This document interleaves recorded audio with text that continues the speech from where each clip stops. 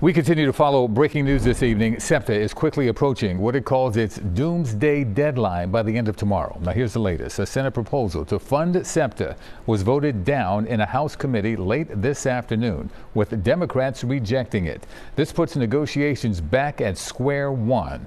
Without a solution, tomorrow SEPTA will put a plan in motion to implement drastic cuts that take effect before the end of the month.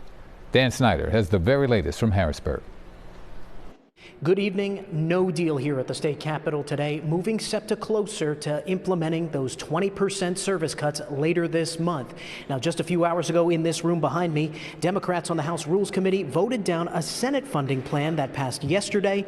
That bill would have funded mass transit for 2 years by drawing down money from the Public Transit Trust Fund.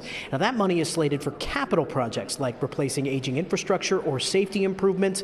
But SEPTA General Manager Scott Sauer today said the transit agency was against the Senate plan and pointed to a need to replace aging rail cars. They are 50 plus years old. This goes back to the Nixon administration. We need to replace those cars. And that's just one example. Our entire rail fleet is due for replacement, and we have to exercise this capital program in a manner that keeps the system safe forever. Now, whether that drawdown of funds would impact capital projects already planned has been a dispute between Democrats and Republicans, but either way, today's vote puts transit funding basically back at square one.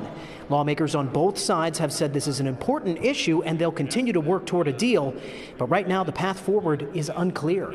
We've said many times that we will look at a blend of revenues.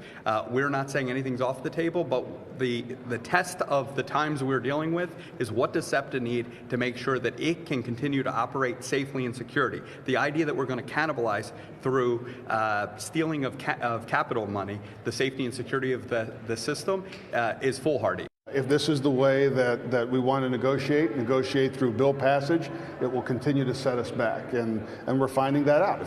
If things aren't agreed to in the room where difficult conversations had to happen, they're sure as hell not going to be agreed to in these kind of forums. Now, again, that leaves lawmakers with no deal on the table right now that can pass both of these chambers just one day before SEPTA's deadline, where it'll have to start the process of implementing those cuts.